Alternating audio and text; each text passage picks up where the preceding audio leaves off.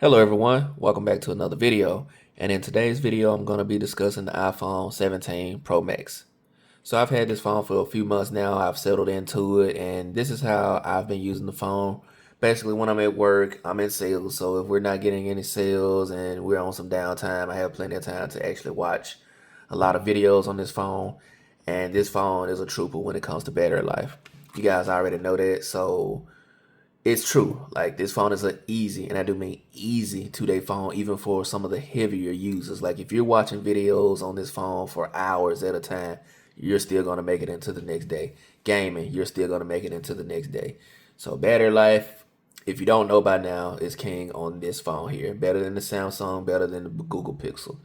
Now, I know you see my wallpaper here. There's a few benefits of being in the Apple excuse me, ecosystem if you don't know that already. As you can see right here, I have my home theater playing. I'm watching The Walking Dead actually in the background. You can actually see season 3, what season it is. You can actually use this to switch speakers. There's so many different things you can do when it comes to the Apple ecosystem. When you're answering your phone, if you have home pods, you can actually choose which home pods you want the person's voice to come through. Having those with a stereo system, having a MacBook, having the Apple Watch, it all just flows together.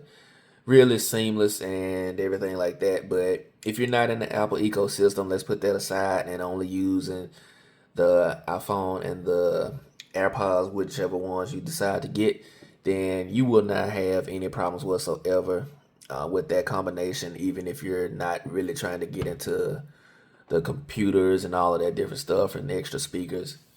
The phone itself is just fine. You can use this phone to create content. Like when I've been doing a few lives, I've been using the iPhone. You can actually just edit and post from the phone itself. I found myself using my MacBook less and less. So now I'm just doing reactions off of my older Galaxy computer at that, because this phone is enough to edit these type of videos on. Like if I'm just point shooting, recording, me talking about a phone in the camera, this is perfectly fine. Now, right now I'm using the S25 Ultra, but again, outside of that, this phone records perfect. Like for vlogging, this phone is excellent. You can actually use finally the front and rear cameras at the same time, so I do enjoy that as well.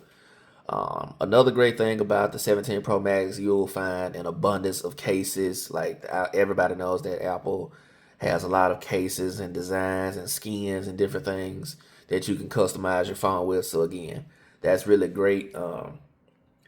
As of right now, I'm loving what iOS 26 is doing. I haven't had many bugs in my phone personally.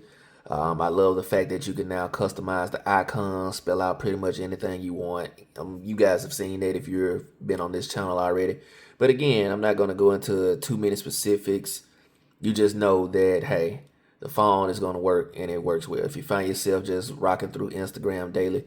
Now, one thing I've noticed on the iPhone, on Instagram, is the 120 hertz doesn't exactly scroll like a Samsung or a Pixel when it comes to the display and the refresh rate. Like it scrolls fast. It's smooth. Don't get me wrong. It's not a matter of smoothness. But again, like you can, like if you're going through the Galaxy, you'll find yourself passing more pictures per swipe, and you can actually, stop and go. It just feels slightly faster with the optimization on the Samsung. But that's not to say Apple isn't polished at all. I love what they done with the liquid glass and the new, software in the background. I don't even know. Let me make sure ain't nothing in my notification before I do that little swipe down. Let's clear all of that out for you guys. All right, that's probably gonna take a while because I don't really just ever look at my lock screen too much, guys. So there we go. Never mind. Boom. All right, we'll just leave it at that. So again, with the whole liquid glass flow, you can kind of see it flowing over the icons right there. Like that's a nice little aesthetic. No one is gonna, after a few times, you're not gonna even think to do that too much. But I just like the flowing of the way iOS feels right now. Of course, in your messages, you now have the ability to set different backgrounds. That's a nice little touch. One of my favorite features on this phone right now is basically call assist. So if someone's calling, you don't feel like being bothered. The phone, if it doesn't recognize the number, you don't have it say there's a contact, the phone will just asks whatever you want without me even having to pick it up And if it's something that I'm willing to accept, I'll answer. If not, it's like, all right, just have that declined. Um, Basically, waiting on hold for me is another thing that I like. Now, that came from the Pixel, but again, I'm glad that Apple has it implemented in their phones as well now. But that's a nice little touch. Camera control, don't really use that too much unless I'm trying to get a quick little shot. That is my main use for it. Again, if it was more touch capacitor, like real soft, like where you can zoom in, I would use it. You kind of have to press when you're taking a picture, and sometimes when you press, it's easier to hold it steady and just tap the screen. So again, don't really use the camera control like that. As of right now, I have this little button here, action button, as my little flash. So let me see if it, yep. So I have that as my flash when I'm looking for something, because I find myself looking for things more than I am, turning it on vibrate versus loud. So that's what I have mine customized to.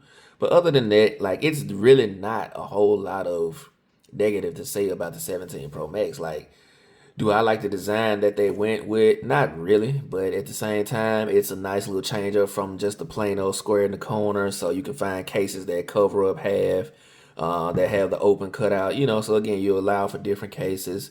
MagSafe is basically coming to the other two main carriers, Google and Samsung. So that's not really an exclusive. They may name it different, but again, it's there now. So, but still, I do like that Apple has that, or started that really. Charging on this phone, I feel like Apple can kind of get on board with charging their phones a little bit faster. But again, this phone charges a little bit over an hour, maybe hour and 20 minutes or so to full. So not too much of a complaint there, because again, when you do charge it to full, you're going to get to the next day regardless of when you start. You're going to get to the next day. Service on the phone, pretty cool. Pairing this with AirPods, calls are going to sound better than pretty much any other phone when it comes to that. But again, have nothing really negative to say about it. It's an iPhone for sure, so there are some things that I miss on Android, but when I do switch over to my Samsung, there are in fact some things I miss on here too, outside of the basic FaceTime and iMessage. Like, there are other things that I actually am starting to enjoy when it comes to Apple. But again, I'm not going to drag this video out. This has been the 17 Pro Max. You guys tell me what you think in the comments below. Let me know of some other video ideas that I may be able to do if you guys are interested in that. Please feel free to watch any of my other playlists. So again, this has been the iPhone 17 Pro Max. Thank you guys for tuning in. Catch you guys in the next video. Deuces. Essence, born with less, but you still precious. Just smile for me now.